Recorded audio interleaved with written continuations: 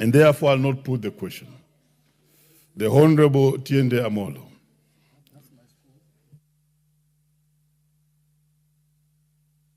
Could I get the mic? Thank you. Thank you, Mr. Speaker. Mr. Speaker, I want to thank the committee for the report. From the outset, I can confirm that I've read the report. I have read the recommendation for approval of the nominee, and I support that proposal. But Mr. Speaker, may I, on the outset, point out two things. One, contrary to what the chairman has said, that in their opinion, it is not open to subject such matters to merit and fair competition. I think that's against the Constitution. Every provision should be subjected to merit and fair competition, but that's not an indictment of the nominee. That is an issue of the nominating authority, so it cannot be held against the nominee. Secondly, the Vice Chair, in seconding the motion, used the word police force. We no longer have a police force. We have a police service, and that's where our problems begin. The nominee, as they are coming in, subject to this House's approval, must understand that they'll be running a police service and not a police force. Mr. Chairman, I want to support this because this nominee will be the 16th Inspector General, actually the 6th Inspector General since 2012, but if you start from 1964, they would be the 16th, because there were 10 before that. Mr. Chairman, I have looked keenly at the CV of the nominee. And this nominee is being nominated as the Inspector General at a very difficult time, when the police service is under microscope. It's under microscope for various reasons. First of all, Mr. Speaker, for impunity. It is a time that the acting Inspector General is demonstrating absolute impunity against the court. It is at a time the Inspector General, the acting Inspector General, is demonstrating impunity by withdrawing bodyguards of a judge because of orders that they perceive to be adverse. That is absolute impunity.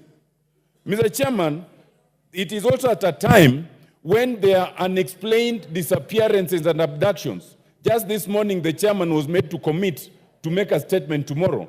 There are so many instances of unexplained disappearances and abductions. Mr. Chairman, it is also coming at a time when there have been questions of the police handling of lawful... Order, Otiende Amolo. I'm now the Speaker, not Chairman. Proceed. Thank you, Mr. Speaker. Mr. Speaker, you know you are my chairman in other areas, so... But for these purposes, Mr. Speaker, it is also coming at a time when there have been questions of the police handling of lawful demonstrations and picketing in terms of use of excessive force. But Mr. Speaker, I have examined the report of the committee and looked at the CV of the nominee, and I would say I'm impressed. I'm impressed first, Mr. Speaker, because from all the reports, this nominee is without blemish in his 39 years of service. That is not easy for a policeman. That is not easy for a person who has even been a deputy inspector general and a commandant of the GSU. That is rare. Mr. Speaker, I'm also impressed because this is a person who you'd say has risen from humble beginnings in the service, from the lowest possible level as a constable to come up to this high level. It is not easy. We are used to getting CVs of people who have come at a very high level. Mr. Speaker, I am also impressed because this nominee has shown resilience. If you look at the CV, this nominee is not a genius. But you are not required to be a genius to be the Inspector General. All you are required to do is to have a degree. This is a man who has gone through what we'd call elimu ya ngumbaru. He's a man who has educated himself from the lowest level. I see that he only got a diploma in 2009, got his degree in 2014. You know, this is a self-made man. He is resilient, and that is actually a good sign. And Mr. Speaker, I have also carefully looked at the report. There has not been any demonstration of impunity. And for me, that is critical. We need an Inspector General that understands that you must operate within the law. You know, Mr. Speaker, some things must be said. As the Inspector General of the police, you must have the humility that Nelson Mandela had when he was president.